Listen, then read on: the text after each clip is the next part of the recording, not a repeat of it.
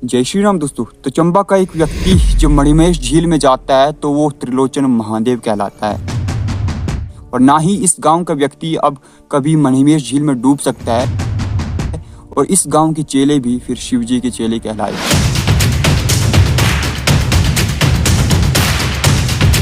Actually ये story है हिमाचल प्रदेश के चंबा डिस्ट्रिक्ट की तहसील चंबा के गांव राख की और कहा जाता है कि इस गांव में एक बार भेड़ पालक के रूप में शिव जी आए थे और इस गांव के भी एक घर में शिव जी गए और उन्होंने वहां पर आटा और नमक मांगा, लेकिन वहां पर उस लेडी ने कहा कि मेरे पास कोई भी आटा और नमक नहीं है।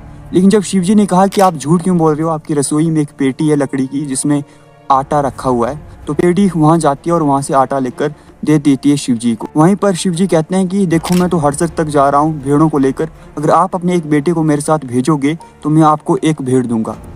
इसलिए वो औरत मान जाती है कि ठीक है ले जाओ आप मेरे बेटे को।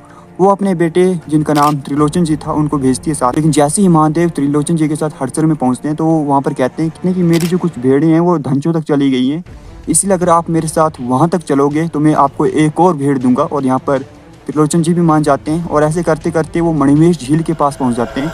और मणिमहेश झील में पहुँचने के बाद शिव जी जो है मणिमहेश झील में प्रवेश कर लेते हैं और उनको देखते देखते त्रिलोचन जी भी मणिमहेश झील में प्रवेश कर देते हैं। वहाँ पर वो मकान देखते हैं, वो वहाँ पर बहुत कुछ देखते हैं। लेकिन यहाँ पर शिव जी कहते हैं कि आप क्या काम जानते हो, तो त्रिलोचन जी कहते हैं कि मैं सिलाई का काम जानता हूँ। शिव जी कहते हैं कि आप मेरे लिए कुछ चोले सिल दो। तो वो कई महीने तक यहाँ पर रहते हैं उस झील के अंदर और उन्होंने काफ़ी चोले भी बनाए महादेव के लिए। लेकिन अभी तक उन्हें पता नहीं था कि ये महादेव हैं।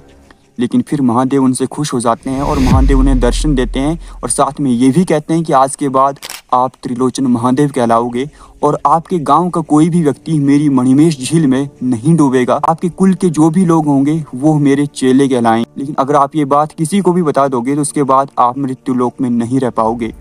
उन्होंने इन कुछ महीनों में कई सारे चोले भी सिले थे और उनमें से कुछ चोले जो हैं महादेव जी उन्हें दे देते हैं वापस कि अपने घर ले जाओ। और घर जाने के लिए महादेव उनको कहते हैं कि आप अपनी आंखें बंद करो।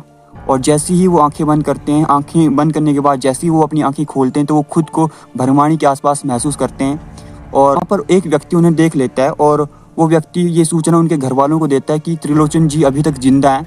उसके बाद त्रिलोचन जी अपने घर भी जाते हैं। घर में खुशी का माहौल होता है, माँ की और पत्नी की आंखों में खुशी के आंसू होते हैं कि हमारा त्रिलोचन लौट आया है। अब खुशी होगी इतने समय के बाद अगर कोई व्यक्ति लौटेगा, क्योंकि उन्हें तो उम्मीद भी नहीं थी कि शायद त्रिलोचन अब जिंदा भी होगा। लेकिन फिर वो लौटे और जो चोले महादेव ने उनको दिए थे वो चोले भी सोने में परिवर्तित हो जाते हैं। तो फिर उनकी जो वाइफ थी वो काफ़ी ज़्यादा जिज्ञासु थी, तो वो उनसे पूछती कि इतने महीने आप कहाँ पर थे और क्या कर रहे थे।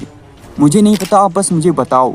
काफ़ी जिद करने के बाद ज्येष्ठ रविवार को त्रिलोचन जी उन्हें बताते हैं सब कुछ और जैसे ही वो बताते हैं उनके घर की जो छत पड़ जाती है। उसके बाद वो खुद को खड़ा मुख के पास महसूस करते हैं और एक व्यक्ति के स्वप्न में आकर वो दर्शन देते और कहते हैं कि मैं रावी नदी की चट्टानों में शिला के रूप में फंसा हुआ हूँ, कृपया करके मुझे वहाँ से निकालो।